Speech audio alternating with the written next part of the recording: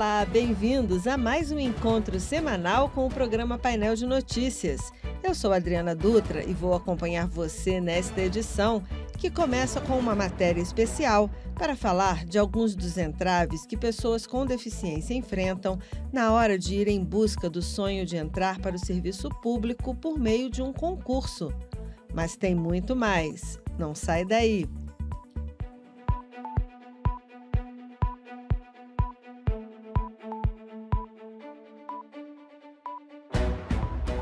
TRF1 entende que, em concurso, a análise de compatibilidade entre cargo e deficiência do candidato PCD deve ser feita no estágio probatório.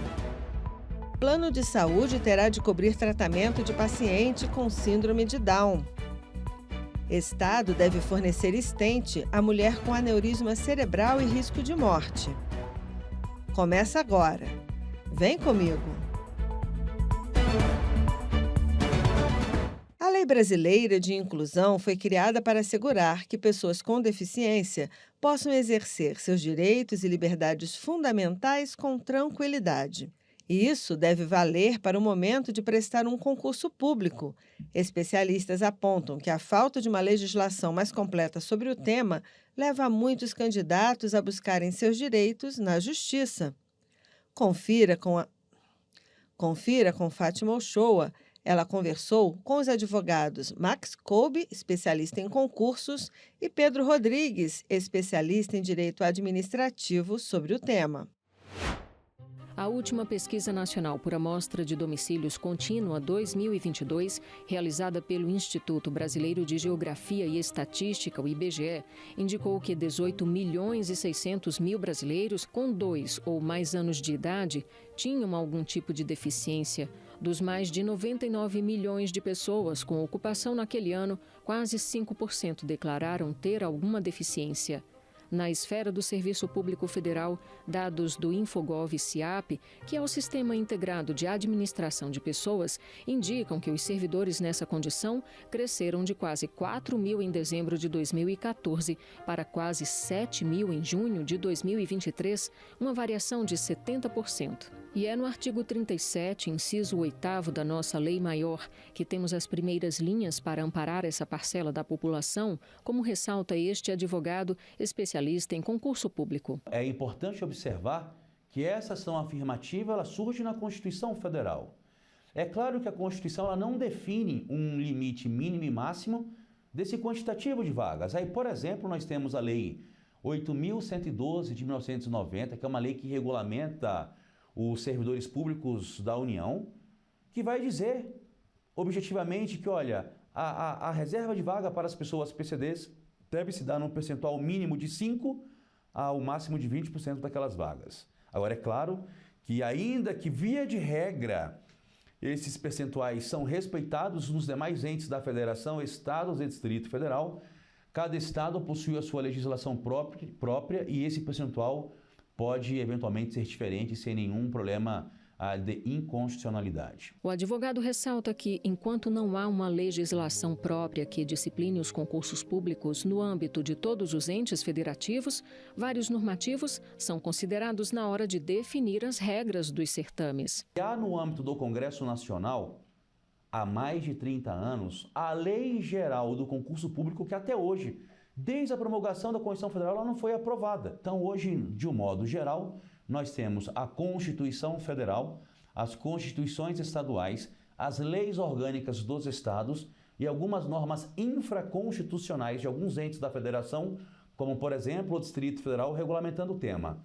E é importante também deixar claro que nós temos alguns decretos federais que disciplinam também essa temática. É importante observar que nós também temos tratados internacionais que inclusive foram incorporados ao nosso ordenamento jurídico pela teoria dual dos tratados internacionais com status de emenda à Constituição, porque foram amplamente aprovados no âmbito do Congresso Nacional, que também regulamenta esse tema, que é o tratado e aquela Convenção de Nova York de 2007. Então ela diz em seu texto que os signatários devem favorecer o ingresso, facilitar a inserção dos deficientes no mercado de trabalho. Facilitar a inserção de uma pessoa com deficiência no mercado de trabalho. Bem, Nem sempre a facilidade define a realidade de candidatos a cargos públicos que concorrem dentro das cotas nessa condição. O biólogo Bruno Campos sabe bem do que estamos falando. Ele tem prótese no joelho esquerdo e artrose nos 2 tornozelos. A deficiência física foi resultado de complicações da hemofilia, uma doença genética caracterizada por problemas na coagulação sanguínea. As dificuldades enfrentadas desde os 15 anos de idade incentivaram Bruno a buscar o serviço público.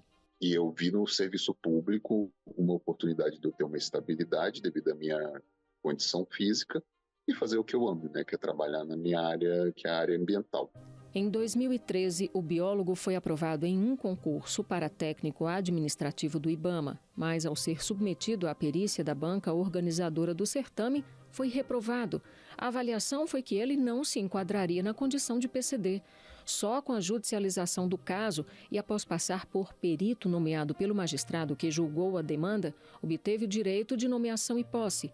Em 2018, desta vez em concurso de nível superior para analista ambiental do mesmo órgão.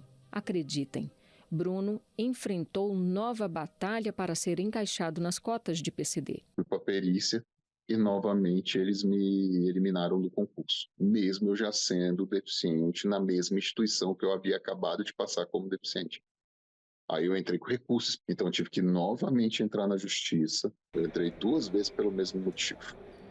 Aí eu entrei com mandato de segurança que subiu para o TRF1 e o desembargador me deu o direito de tomar posse enquanto se discute o mérito.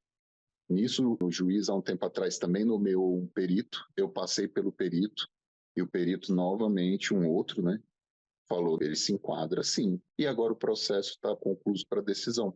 E provavelmente o juiz vai dar de novo o veredito a meu favor, porque ele vai se basear no que, apesar de todas as provas que já tinham no processo, se basear no que o perito decidiu. O caso de Bruno Campos é um dos vários que chegam à Justiça Federal da Primeira Região. Em outro desses julgados, a 11ª turma considerou ilegal a exclusão de um candidato aprovado para a vaga de PCD como técnico bancário da Caixa Econômica Federal. Ele, assim como Bruno, foi eliminado na avaliação médica admissional sob a alegação de impossibilidade para exercício do cargo. O relator dessa demanda, desembargador federal Rafael Paulo Soares Pinto, afirmou que a jurisprudência do TRF1 considera ilegal excluir candidato aprovado em vaga para PCD em decorrência de supostas limitações físicas, já que a aferição da compatibilidade entre a deficiência apresentada e o desempenho das atribuições do cargo deve ser feita durante o estágio probatório. Em outra situação analisada pelo TRF1, mais um caso semelhante. Uma candidata foi eliminada de concurso público para o Tribunal de Contas da União pelo fato de não ter a deficiência reconhecida para se enquadrar em vagas de PCD.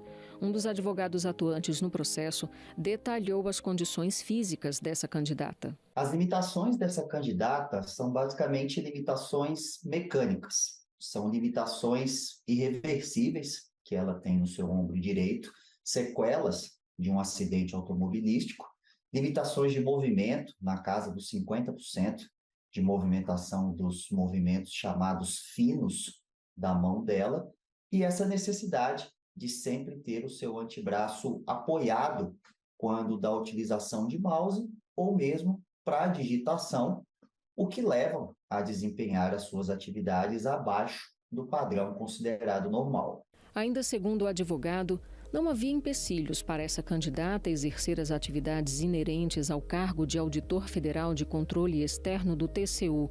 E esse foi o entendimento da 6ª turma do TRF da Primeira Região, que, acompanhando o voto do relator desembargador federal Jamil Rosa de Jesus Oliveira, manteve a sentença, determinando que a União providenciasse a nomeação e a posse da candidata, obedecida à ordem de classificação. Decisões nesse sentido, elas são extremamente importantes porque elas combatem uma ilegalidade, uma discricionariedade que as bancas e a administração muitas vezes têm, no sentido de não reconhecer determinada situação de saúde como uma deficiência, seja ela física ou de outra natureza, enquanto alguns candidatos ficam em um limbo.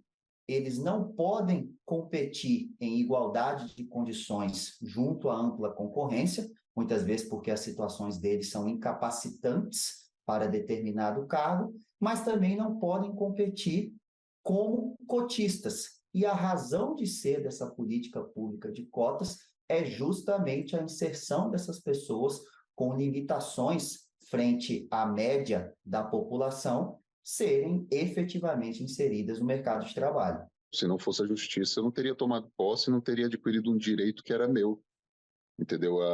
O que eu percebo é o seguinte, hoje, em relação às deficiências físicas, existe muito preconceito.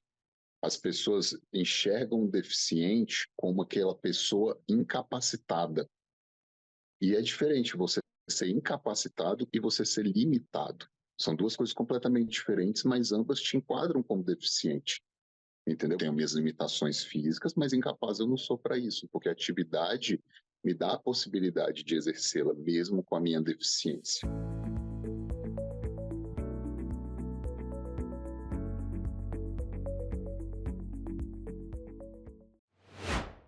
O TRF da Primeira Região decidiu que um plano de saúde deve cobrir o tratamento de um dependente de um beneficiário diagnosticado com síndrome de Down.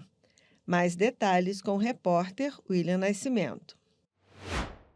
A operadora do plano de saúde destinado aos servidores do Ministério Público da União foi condenada a cobrir o tratamento multidisciplinar do dependente de um beneficiário diagnosticado com síndrome de Down.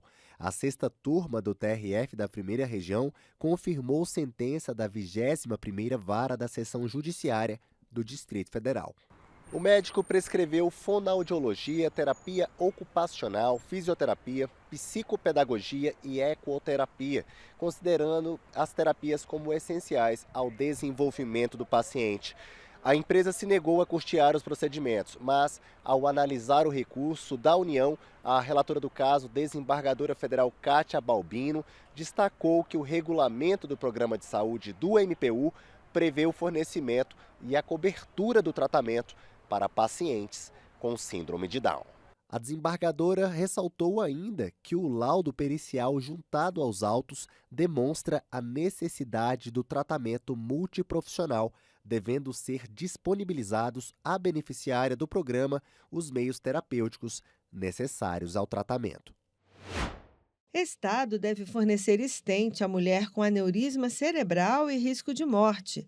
Decisão é da 6ª turma do TRF1. Saiba mais com Ana Paula Souza.